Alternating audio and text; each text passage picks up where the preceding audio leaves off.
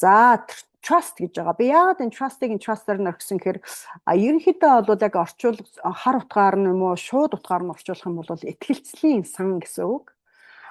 За энийгээр бол хөрөнгийг тодорхой нөхцөлдөөгөр бол удирдах бүтцийг л одоо хэлж байгаа. Ямар нэгэн хүн биш тийм ээ одоо бүтэц гэж байгаа тийм ээ. За энд оруулсан өв хөрөнгө мөнгөн сан одоо юу гэдгийг одоо өв хөрөнгө байшин барилга машин тэрэг одоо татварламжийн данс одоо орох ёстой одоо юу гэдгийг бүх зүйл чинь шүүхийн өв залгамжлалын процессор орохгүй явдаг давуу талтай. Өөрөөр хэлбэл гэрээслэлээр та өв хөрөнгөө үлдээж болно.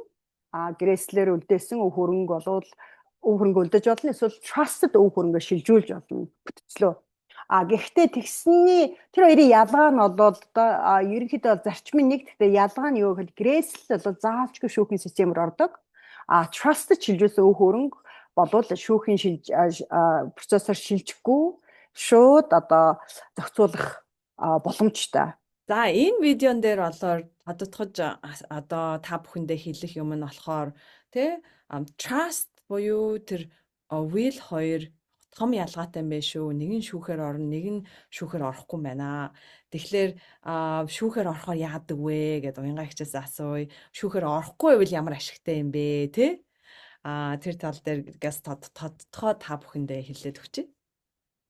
За ер нь бол Америк нэгдсэн улс probate шүүхээр орсон асуудлууд бол нэлээд удаан хугацааны туршид бол шийдэгдэх болдог харамсалтай нь одоо заримдаа бол зарим нэг одоо өв хөрөнгийн асуудлууд тухайн хүн насварснаас хойш наандаж 6 сар таандаж 20-3 жил шаардлагатай болдог.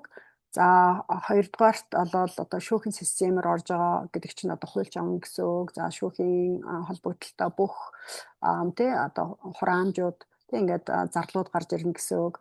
За тэгээд ерөнхийдөө бол энд шүүхээр орсон бүх мэдээлэлүүд бол олон нийтэд нээлттэй байдаг. Ингээд энэ олон байдлаас болоод бол гэр бүлийнх нь бол өв залгамжлан авах ёстой зүйлсээ бол төрийн шуурга авах боломжгүй нэгдүгээр, хоёрдугаарт нийтэд нээлттэй, гуравдугаарт айл гэр бүлд бол ард үлдэж байгаа гэр бүлт нь маш өндөр одоо шүүхийн зарлуудыг төлөх тийм одоо бас хүнд даалгавар ирдэг юм байгаа. За хэрвээ trusted шилжүүлсэн байх юм бол яг энэ эсрэг гэсэн үг. Нэгдүгээрт одоо олон нийтэд нээлттэй биш, нууцлагдмал. Хоёрдугаарт шүүхээр дамждаггүй. За тэр нь юу гэсэн үг вэ? Одоо ингээд шүүхтэй холбоотой ямар нэгэн зардал гаргах шаардлагагүй юм байна. За тэгээд ерөнхийдөө бол тэр өв залгамжлан ирэх ёстой бүх зүйлс нь бол өр хүүхдэд нь одоо төрхөн шуурхаа очих боломжтой. Тэгээ ийм одоо чухал том давуу талуудтай учраас ихэнх хүмүүс бол гэрээслийн оронд trust-ыг хийлгэж байгаа.